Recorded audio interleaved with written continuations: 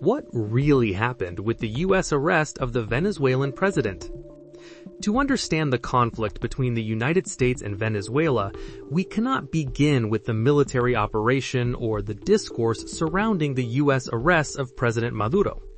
This conflict can only be understood if we go back to its most basic foundation, how the Venezuelan state was formed, run, and maintained. Venezuela is rich in natural resources. It is the country with the largest oil reserves in the world, and since the early 20th century has depended almost entirely on oil as its political and economic stability. Since then, state power, the welfare of the people, and relations with the outside world have been inextricably linked. Whoever controls the oil controls the state. Venezuelan political anthropologist Fernando Coronil, in his book The Magical State, Nature, Money, and Modernity in Venezuela, explains that Venezuela was built as what he calls a magical country. A country that promises prosperity not through strong democratic institutions, citizen participation, or a diverse economy, but through the state's distribution of oil wealth. As long as the oil money flows, the state appears powerful. However, civil society, systems of checks and balances on power, and political accountability remain fragile. When oil prices plummeted or its distribution became contested, a crisis was inevitable. And this fragile structure became the backdrop for the long-running Venezuelan conflict that finally erupted in the 2010s. However, the roots of the modern conflict between Venezuela and the United States actually existed long before the open crisis erupted. The most significant turning point occurred in the late 1990s, just as Hugo Chavez came to power. The 1998 election victory was more than just a change of president. It marked the collapse of popular trust in the decades-old contract between the state and its citizens.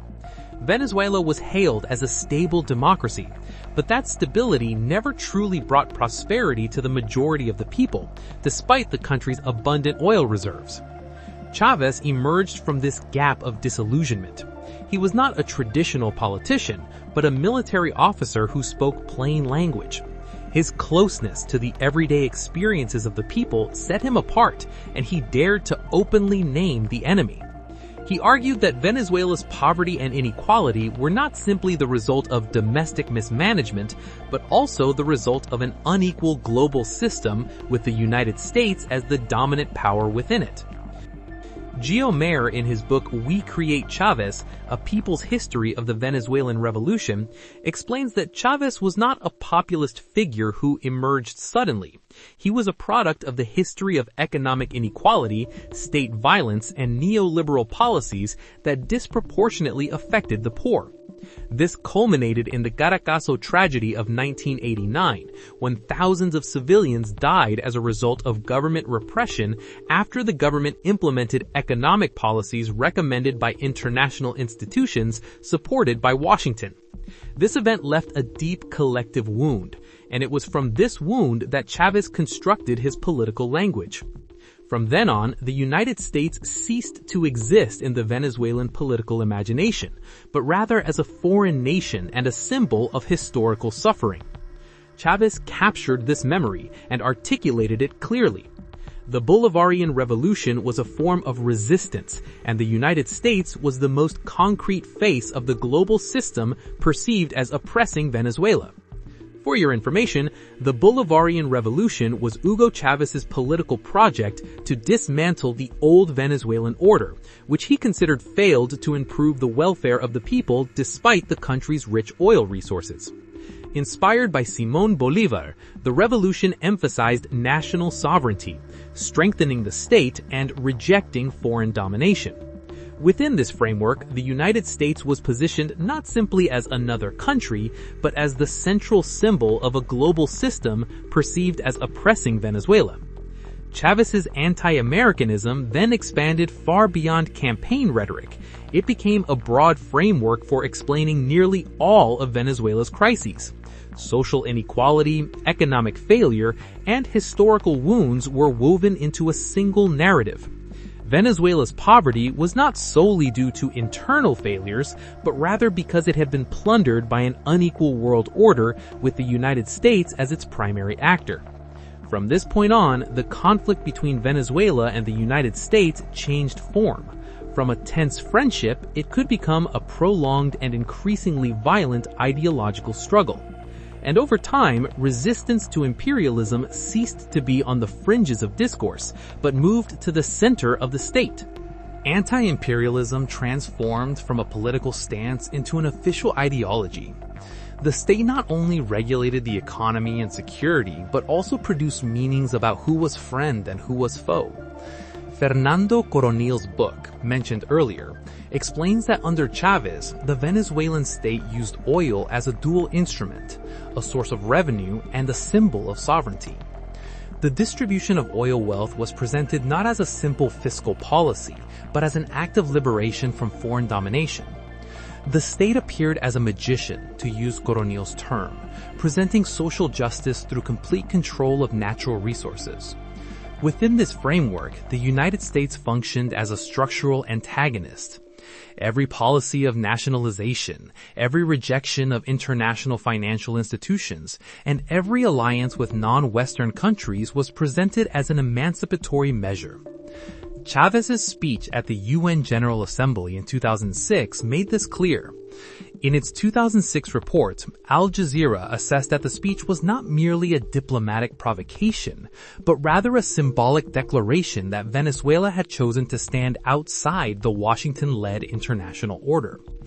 Since then, relations between Venezuela and the United States have moved no longer within the realm of technical compromise, but rather within the logic of ideological confrontation. Sometimes, this ideology officially becomes a state's guiding principle. Its impact extends beyond speeches and political documents. It gradually infiltrates how the state views the world. Anti-imperialism is no longer merely a single viewpoint, but becomes the primary lens through which all events are interpreted. And within this framework, problems arise when the language of resistance to external enemies begins to be directed inward. The rhetoric against imperialism gradually becomes a tool for sorting out who is considered loyal and who is suspect. Criticism of the government is no longer seen as a natural part of democracy, but rather as a form of collaboration with foreign enemies. Javier Corrales and Michael Penfold, in their book Dragon in the Tropics of Hugo Chavez and the Political Economy of Revolution in Venezuela, explain that Chavez built a political system based on ideological loyalty.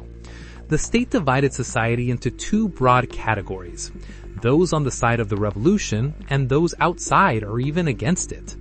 In this cleavage, political opposition is not simply a matter of differing views, but is positioned as a threat to national sovereignty. This narrative is reinforced by the presence of the United States as a permanent enemy. Every economic crisis, production failure, and social tension can be explained as a result of sabotage by imperialism and its agents within the country. Greg Grandin, in his book Empire's Workshop, Latin America, the United States, and the Rise of the New Imperialism, notes that in many cases in Latin America, anti-imperialism symbolized by the state risks becoming a mechanism for legitimizing power, rather than a tool for liberation. In the case of Venezuela, this trend intensified toward the end of Chavez's rule. The state not only controlled resources and institutions, but also enforced the moral boundaries of citizenship. Who was considered a patriot and who was labeled a traitor? By the time Chavez died in 2013, this cleavage had hardened, leaving a profound political legacy. When Nicolás Maduro took power in 2013, he inherited a country accustomed to living in a logic of permanent conflict. However, unlike his predecessor, Maduro lacked the same symbolic capital. He was not a charismatic figure, not a revolutionary leader, and not a figure born of armed rebellion. Steve Elner, in his book Rethinking Venezuelan Politics, asserts that Maduro ruled in Chavez's shadow and relied on a constructed narrative rather than personal legitimacy. In this situation, anti-Americanism was no longer a political tool, but the sole remaining source of legitimacy. Every international pressure was interpreted as further evidence of imperialist aggression. Every economic sanction was presented as economic warfare. Every criticism of human rights was framed as enemy propaganda. Several media outlets reported in 2017 that the Maduro government consistently cited U.S. sanctions as the primary cause of the food and health crises, although independent reports indicate that the crises had already developed long before they were widely acknowledged. Chávez's legacy, initially ideological, had become a political trap. Maduro cannot retreat from the narrative of resistance without risking his own survival in power. Internal failure, however, means finding a grand narrative that sustains the regime. Under these conditions, maintaining the conflict becomes more politically rational than seeking reconciliation. However, no matter how strong the narrative, it is always tested by political reality. And the most serious test comes when the balance of power begins to shift. The escalation of the conflict began in 2016, and it is significant not because of a single event, but because it was in this year that the entire balancing mechanism of power in Venezuela began to be openly dismantled. But to understand why 2016 was a defining year in Venezuelan political history, we must return for a moment to a crucial moment, the legislative elections of December 2015. For the first time since the Bolivarian Revolution came to power, the opposition secured a 2/3 majority in the National Assembly. Theoretically, this was a victory for democracy, but in practice, the victory marked the beginning of the dismantling of the democratic system itself. Steve Elner, a historian of Latin American politics, explains in his book Rethinking Venezuelan Politics that the opposition's victory in 2015 created an existential threat to the Bolivarian project. And this was not simply because political power was threatened, but because the institutional control of the state that had long underpinned the legitimacy of the revolution was beginning to crumble. For this reason, since early 2016, the Maduro government began treating the new parliament not as a constitutional partner, but as a political enemy. The Venezuelan Supreme Court, long staffed with loyalist judges, began issuing rulings that systematically paralyzed the legislative function. Human Rights Watch, in its report Venezuela Events of 2015, noted that throughout the year, the Venezuelan Supreme Court issued more than 50 rulings annulling parliamentary laws, suspending its authority, and even declaring the National Assembly in a state of desacato. This constitutes contempt of court. At this point, Venezuelan democracy lost a fundamental institutional solution to political conflict. But this political crisis did not occur in a vacuum. It was intertwined with deepening economic collapse. 2016 was the moment when the Venezuelan crisis ceased to be a statistical phenomenon, but became a tangible experience, with long lines for food, hospitals without medicine, and recurring power outages. In a lengthy report in April 2016, the Financial Times described Venezuela as a country technically capable of meeting its financial obligations, but socially collapsing as inflation reached hundreds of %. Oil production, the country's main source of foreign exchange, continued to decline, and the country's food distribution system failed to consistently reach the poor. In such a crisis, instead of opening up space for criticism and policy correction, Nicolás Maduro officially declared a state of exceptional economic emergency in May 2016, meaning a national state of emergency and economic emergency. This declaration granted Maduro broad powers to govern through decrees and an opposition-controlled parliament. One of the most striking features of the 2016 turning point was the militarization of the state. Beginning in 2016, the Venezuelan military was no longer merely a defense tool, but a key economic and political actor. Through emergency decrees, the military took over food distribution, oversaw civilian life, and treated social protests as security threats. This was a significant shift. Economic discontent was treated as a political crime. Transparency International, in its regional report on Venezuela, explains that since 2016, active military officers have held strategic positions in the ministries of food, ports, customs and excise, and the state oil company PDVSA. Political scientist Javier Corrales, in his book Fixing Democracy, calls this pattern authoritarian insurance. Regimes that lose electoral legitimacy secure themselves by enlisting the military as their business and political partner. With this structure, the collapse of the regime not only means ideological defeat, but also a threat to the economic networks of the armed elite. Maduro's retention means preserving the entire architecture of power. With all this, 2016 was not just a year of crisis for Venezuela, it was a historical watershed. Before 2016, Venezuela could still be considered a flawed democracy. After 2016, Venezuela became a country that consciously chose open authoritarianism as a survival strategy.